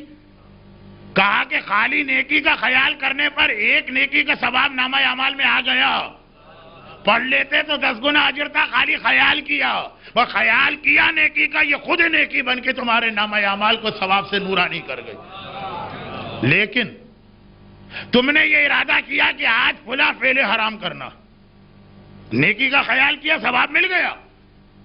اس جمعرات کو مثلا کل ہے جمعرات, روزہ رکھنا, صبح کے وقت پسر گئے کہ بھائی کون روزہ رکھے, ایک ثواب مل گیا خالی نیت کرنے پر.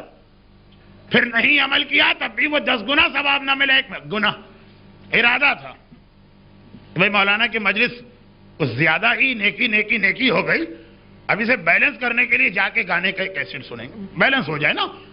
کوئی چیز بھی اگر حد سے زیادہ ہو جائے تو نقصان دہ اثرات. یہ ارادہ کیا, گئے, موڈ نہیں ہوا, نیند آ گئی, سو گئے.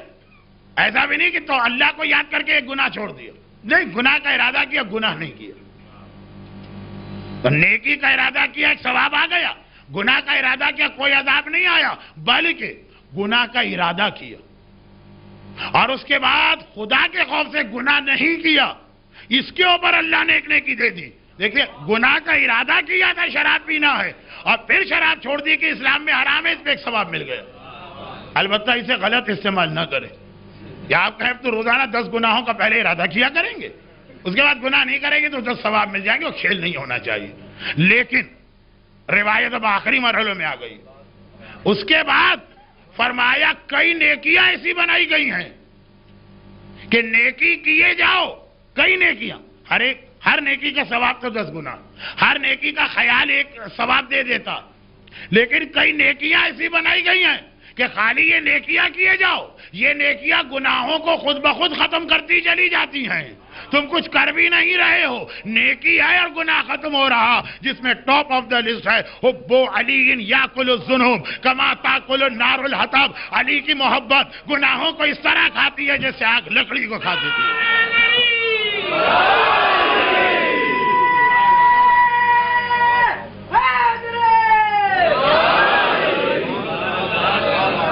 اور پھر آخری اور 25واں تحفہ,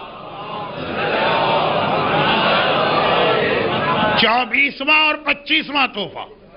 24واں تحفہ, ما قبل کی امت کا گناہگار کتنے ہی گناہ کیے, ایک کیا کہ 1000 کیے, اصول ایک تھا, توبہ فوراً قبول نہیں ہوگی. 100 سال کے بعد, جب عمریں بہت زیادہ تھی, یا 70 سال بعد ایک گناہ, فجر کی نماز قضا ہو گئی. 100 سال تک مسلسل توبہ کرو تب جا کے توبہ قبول. مگر تم رحمت للعالمین کی امتی بھی ہو اور ایسے رسول کے کہ جس نے عرش الہی پر پہنچ کر اپنے لیے کچھ نہ مانگا, اپنی اولاد کے لیے کچھ نہ مانگا، اپنے امتی کے لیے سب کچھ مانگا۔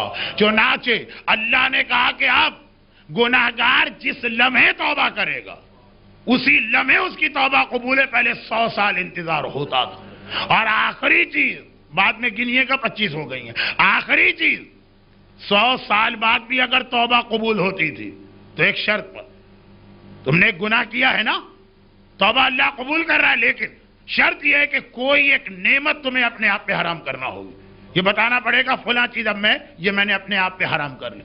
وہ سب کے لیے حرام نہیں ہے، وہ خاص تمہارے لیے حرام، کیونکہ تم نے گناہ کیا۔ ایک گناہ کے بدلے میں، اب لوگ اس وقت احتیاط کرتے تھے، ہم تو اتنا تھوک کے بھاؤ گناہ کیا کرتے ہیں ہول سیل ریٹ کے اوپر کہ اگر ہمارا یہ مسئلہ ہو جائے تو ایک دن میں ہی ہم اپنی ساری چیزیں حرام کرا کے بیٹھ جائیں۔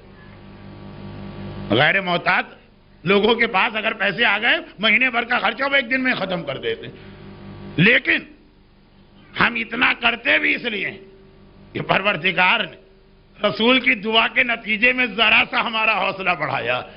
اے حبیب، توبہ فوراً قبول ہے تمہارے امتی کی، اور جب یہ توبہ قبول ہے تو اس کے لیے کوئی اسے نعمت اپنے آپ پہ حرام نہیں کرنا ہے، بلکہ چونکہ اس نے توبہ کی ہے میں اس کی نعمتوں میں اضافہ کر دوں گا۔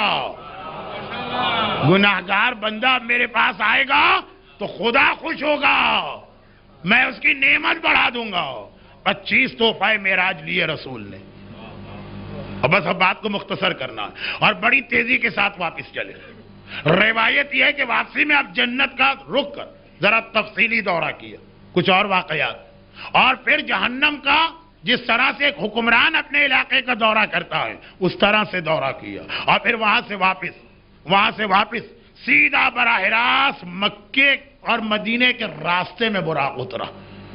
میں نے کہا تھا نا کہ شروع میں براق اس طرح چلا جیسے جہاز چلتا ہے، اور آخر میں جس طرح راکٹ اڑتا ہے۔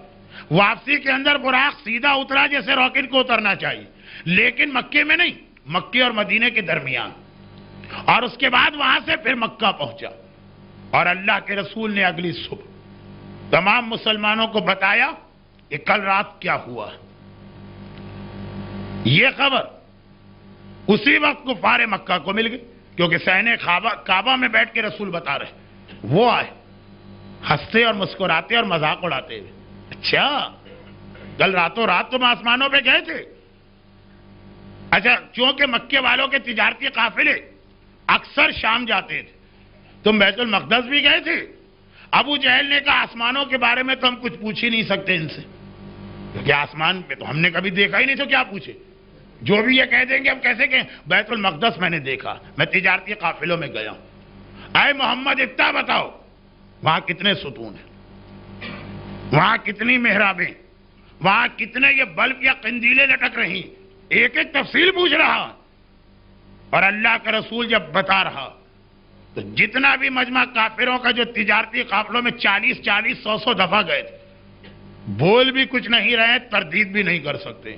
اور پیغمبر نے کہا سنو ایک بات، تمہارا ایک تجارتی قافلہ اس وقت شام سے آ رہا ہے مکے کے قریب، وہ راستے میں رک گیا۔ ابو جہل نے گھبرا کے کہا ہاں ایک قافلہ تھا جسے کل پہنچنا چاہیے تھا، ہم پریشان ہیں، وہ کہاں چلا گیا؟ کہا سنو، وہ رکا ہوا تھا بیچ میں، کیونکہ قافلے کا ایک اونٹ کھو گیا تھا، اور اس میں سامان تجارت لدا، اس کی تلاش ہو رہی تھی، وہ پریشان تھے۔ اور سنو، تمہارے قافلے میں ایک جگہ، دیکھیں یہ ایک ثبوت دینے کے لیے رسول نے کہا، پانی کا ایک برتن بھرا تھا، میں نے تھوڑا پانی اس میں سے پیا اور باقی پانی کو الٹا دیا۔ بچے ایسی ایکٹیویٹیز کرتے ہیں نا، جوان ایسا کرتے ہیں نا، پانی پھینک دیا، ٹنکی خالی کر دی، پیپسی اٹھا کے بھاگ گئے، چاکلیٹ کھا لی، لیکن یہاں اس وقت ان کو ثابت کرنا پانی کو الٹا کر دیا۔ اور وہ قافلہ جب میرا براق چلا تھا تو اونٹ مل گیا تھا اور وہ روانہ ہوا، آگے آگے سرخ اونٹ کو انہوں نے رکھا، اور ادھر یہ لوگ ابھی پیغمبر سے بات کر رہے ہیں، ابو جہل، ابو لہب، ولید، عتبہ کے غلام بھاگے آقا ہمارا قافلہ آ گیا، آقا وہ تجارتی قافلہ آ گیا، کہا جلدی سے بلا کے لاؤ۔ جو اس کے نگران ہیں، نگران آئے، کہاں تھے؟ کا ایک اونٹ کھو گیا تھا، اور جب اونٹ کو ڈھونڈ کے ہم آئے تو ایک مسئلہ اور ہو گیا، ہمارے پانی کا ایک برتن تھا، اس کا پانی کوئی زمین پہ پھینک کے چلا گیا۔ ابو جہل و ابو لہب نے کہا اے محمد ہم تو تمہاری بات پھر بھی نہ مانیں گے۔ سفر معراج کا اختتام اس بات پر ہوا کہ ابو جہل کہتا ہے سب کچھ یقین کرنے کے بعد بھی تمہاری بات نہ مانیں گے، اور مولا نے جب پیغمبر سے یہ سنا کہ آسمانوں پہ گئے تھے اور علی سے بات شروع کرنا چاہتے رسول، میرا مولا مسکرا کے کہتا ہے اللہ کے رسول آپ بتائیں گے یا میں بتاؤں کہ آپ کہاں کہاں کس طرح ہو کے آئے؟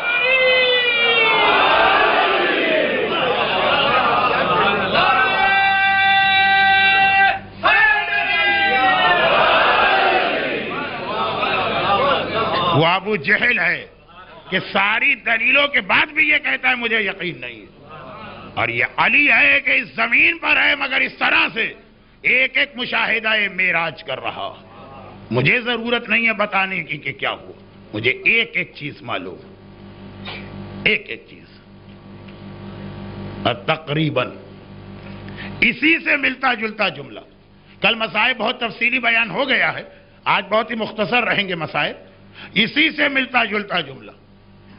علی نے کہا نا کہ اللہ کے رسول مجھے نہیں بتائیے بلکہ آپ کہیے تو میں بتاؤں کہ آپ کہاں کہاں گئے، کیا کیا دیکھا، ہر منزل بھی علی آپ کے ساتھ۔ اسی سے ملتا جلتا جملہ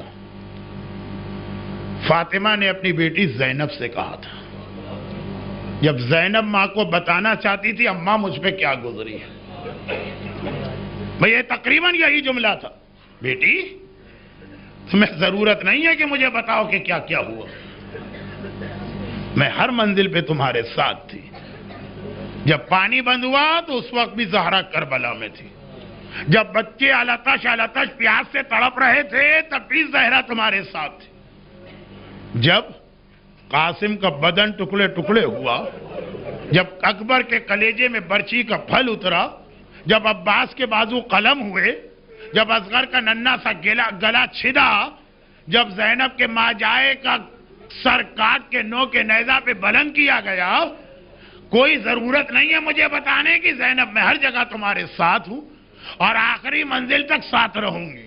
یہ کب کہا زہرا نے، بس یہ دو جملے مصائب کی اور بات ختم۔ اہل بیت شام پہنچ گئے اور سکینہ کو کھو بیٹھے، سکینہ کو کھو بیٹھے۔ یہی وجہ تھی کہ جب رہائی ملی تھی اور قافلہ چلا تھا رہائی کے بعد، زینب نے کہا تھا سجاد میری سواری کو زندان شام کی طرف سے لے جانا، اور سواری کا رخ پھیرا گیا، اب یہ قید خانہ نظر آیا اور زینب اونٹ سے اتر کے سیدھی گئیں، ننھی سے قبر سکینہ پہ ہاتھ رکھا، قبیرہ سکینہ تیری پھوپھی تجھ سے بڑی شرمندہ ہے، کربلا سے لائی تھی یہاں اکیلا چھوڑ کے جا رہی ہے، لیکن یہ تیری پھوپھی کا وعدہ ہے کہ زینب پلٹ کے شام آئے گی اور قیامت تک اپنی بچی کے ساتھ رہے گی۔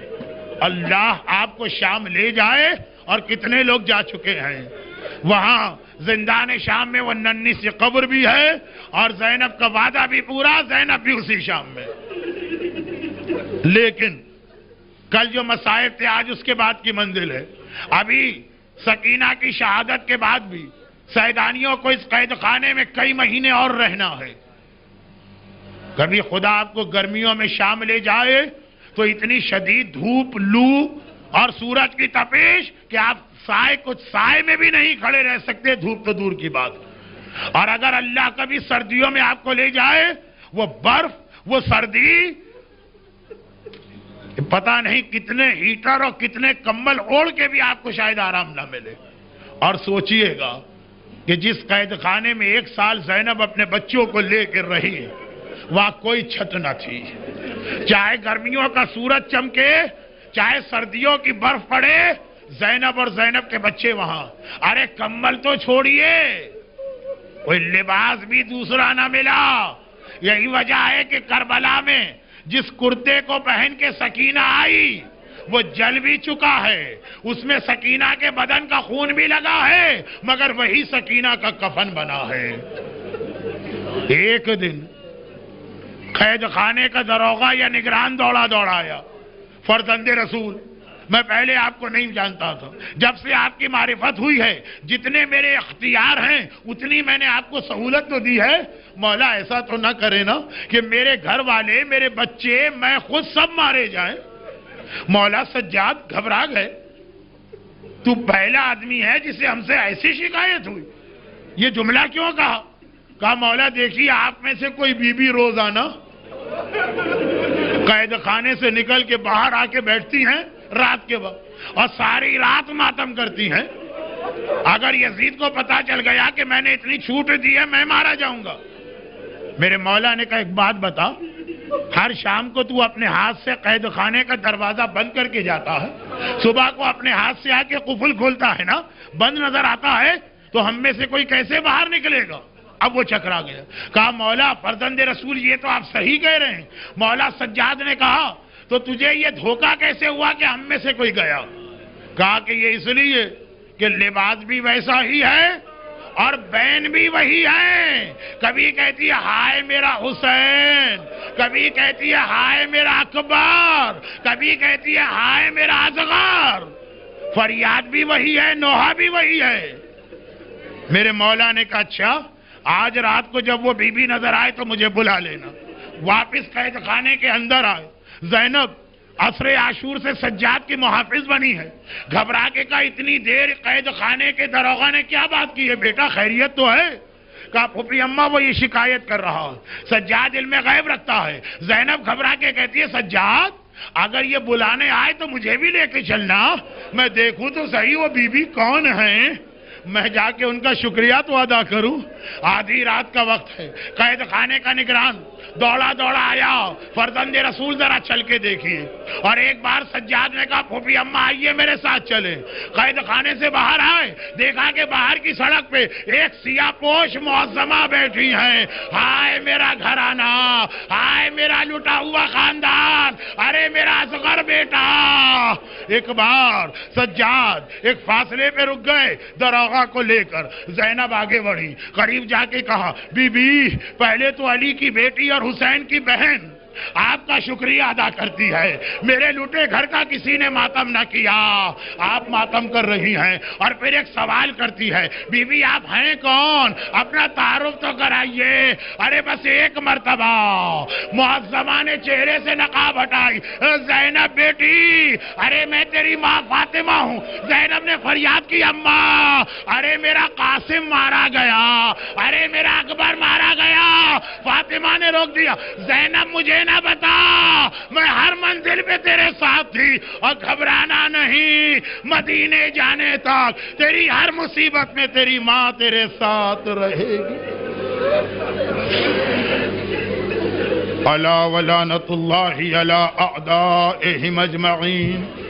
پروردگارا ام المصائب شریکۃ الحسین کے مصائب میں، ام المصائب شریکۃ الحسین زینب کبریٰ کے مصائب میں زینب کا ساتھ دینے والی زینب کی دکھیاری ماں فاطمہ زہرا کا واسطہ ہمارے آنسوؤں کو اتنا قیمتی بنا لے کہ رومال زہرا میں جمع ہو کر قیامت کے دن ہماری شفاعت کا ذریعہ بنے، اور اس دنیا میں ان آنسوؤں کی طفیل ہماری ساری حاجتیں، ہماری ساری دعائیں قبول فرما۔